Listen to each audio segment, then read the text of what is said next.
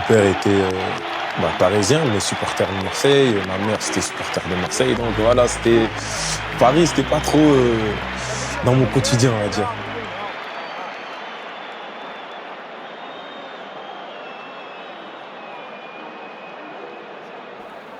On est beaucoup à en rêver de Paul Pogba du côté de l'Olympique de Marseille, mais attention, prenons évidemment beaucoup de pincettes par rapport aux dernières infos qui sont sorties aujourd'hui. Alors tout d'abord Paul Pogba, qu'est-ce qui s'est passé dans sa vie récemment? Vous le savez tous, il a été banni pendant 4 ans pour cause de dopage, suspicion en tout cas de dopage.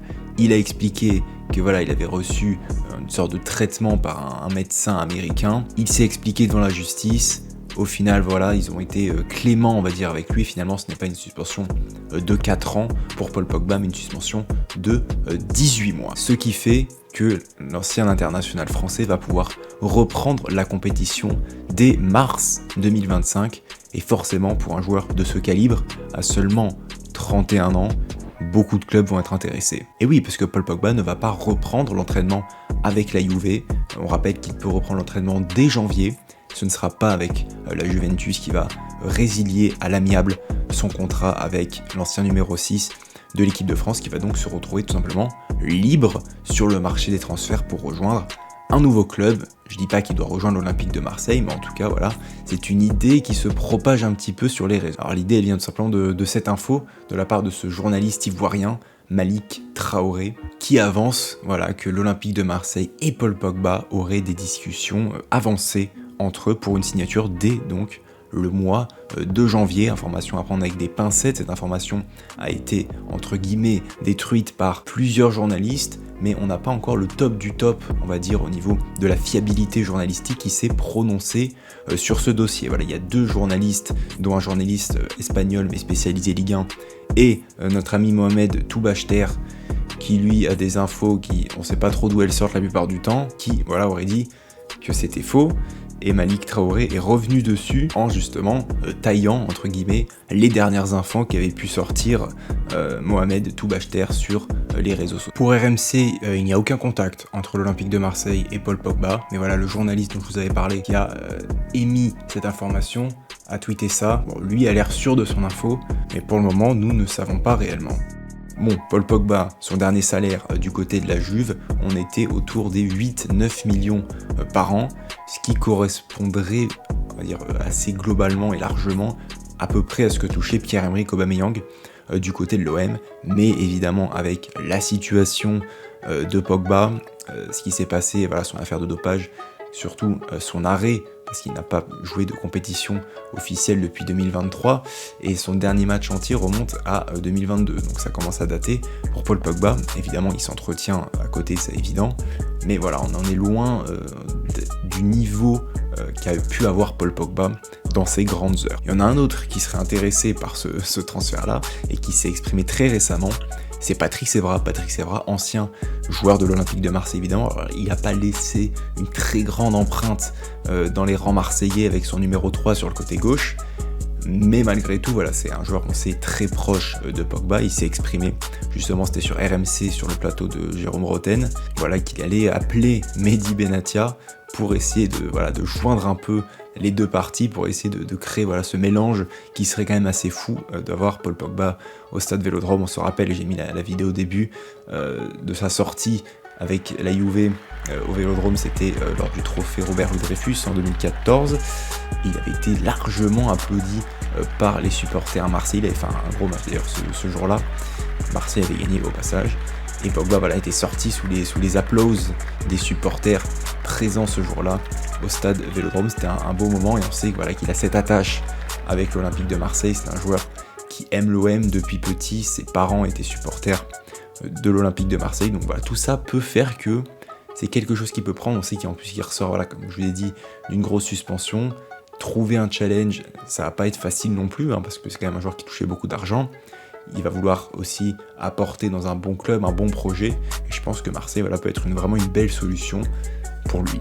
En plus de ça, il a joué à la Juve, avec qui, bien sûr, vous le savez tous, avec monsieur Mehdi Benatia. Alors peut-être, j'ai envie de dire alors peut-être, ce serait en tout cas un transfert, je trouve assez fou, Mais franchement, moi je trouve ça vraiment incroyable. Ce serait un petit peu dans la lignée de l'arrivée d'Adrien Rabiot. Et d'ailleurs la question va se poser, on va se la poser justement maintenant. Comment faire avec ces deux joueurs-là qui pourraient jouer au même poste? On va voir qu'il y a plusieurs possibilités pour intégrer Paul Pogba. Mais attention, encore une fois, on en est très très loin, parce que déjà les informations sont maigres, mais en plus de cela, Pogba pourrait revenir à la compétition en mars 2025. Mars 2025, on serait quand même mi-saison / fin de saison. Donc, et encore une fois, ce serait juste pour qu'il puisse reprendre la compétition. Il serait évidemment très très loin de son niveau, donc ce serait plutôt une projection sur l'année prochaine pour Paul Pogba. Malgré tout, je pense que voilà, c'est une opportunité que les dirigeants marseillais vont peut-être prendre. C'est une opportunité intéressante et on sait que les dirigeants marseillais adorent ce genre d'opportunité. Je pense évidemment à Pablo Longoria quand je dis ça. C'est ce genre de petites transactions qu'il adore, qu'il aime et qu'il pourrait faire du côté de l'OM. Alors comment l'intégrer à cette équipe marseillaise? Il y a plusieurs choix. L'idée facile, entre guillemets, ce serait de le mettre au milieu de terrain aux côtés d'Adrien Rabiot. Moi je pense que c'est peut-être un poil offensif. Et en plus de cela, on a Pierre-Emile Højbjerg qui s'impose plus que concrètement dans ce milieu de terrain. Il est également le vice-capitaine, je ne le vois pas sortir de l'équipe et je n'y tiens pas d'ailleurs au passage. Je pense qu'on va plutôt voir, dans l'idée évidemment, si on se projette à très long terme, potentiellement un Geoffrey Kondogbia qui redescendrait en défense. Brassier n'a pas convaincu, ça m'étonnerait qu'il soit titulaire. Et d'avoir un milieu, Rabiot, Højbjerg, Pogba pourquoi pas un peu plus haut, ou sinon Pogba, Højbjerg et Rabiot qui pourraient s'intercaler. Sur le côté gauche, on sait que voilà, la formation de Roberto De Zerbi, on voit beaucoup les ailiers en ce moment, Mason Greenwood et Luis Enrique, très très centrés dans cette équipe qui laisse l'espace aux latéraux. Bon, malheureusement, avec la blessure de Quentin Merlin, ça rend les choses plus difficiles parce que c'était quand même un joueur très très bon offensivement, Quentin Merlin. On espère qu'il va revenir très vite. Mais voilà, dans l'idée, voilà, on a ces latéraux qui jouent quand même très haut et ces deux ailiers entre guillemets, Greenwood et Luis Enrique, on l'a encore vu contre Angers, qui sont très très recentrés, ce qui peut poser aussi parfois des problèmes de joueurs qui se marchent un peu dessus. On a vu quand il y avait Greenwood, Carboni et Enrique sur la même ligne très proche, ça peut être bien pour les combinaisons, mais ça peut aussi manquer un peu de profondeur, de prise de l'espace. Bon voilà, après ça, encore une fois, on est très très loin de la fin de cette histoire autour de Paul Pogba. Maintenant voilà, c'est un joueur extraordinaire pour le rayonnement de l'OM et puis ça afficherait évidemment les ambitions. Rien que de voir signer Pogba en janvier, ça annoncerait quand même des ambitions assez fortes pour l'OM, pourquoi pas pour la saison prochaine s'il y a qualification en Champions League. Voilà, on est encore une fois dans l'expectative, on est très loin du compte, mais regardez Rabiot, personne ne l'imaginait signer à l'OM, mais vraiment personne. On en a parlé un tout petit peu en début de mercato, et puis après l'idée, évidemment, a complètement quitté les esprits de l'entièreté des personnes, mais au final, regardez, Rabiot maintenant, c'est le numéro 25 de l'Olympique de Marseille, donc pourquoi pas ? En plus, comme on a pu le dire tout à l'heure, il y a des liens, notamment avec Mehdi Benatia, on sait la capacité de convaincre les joueurs pour Mehdi Benatia qui apporte énormément. En plus, voilà, avec ce projet marseillais qui attire beaucoup, pourquoi pas voir dans un futur moyennement proche Paul Pogba sous le maillot de l'OM. En tout cas, il faudra voir évidemment lui, ses envies. Est-ce que Pogba a plutôt envie de finir sa carrière tranquillement en Arabie Saoudite en touchant un beau billet? C'est possible aussi. Est-ce qu'il a envie d'un dernier bon challenge en Europe? Je pense qu'on est plus là-dessus.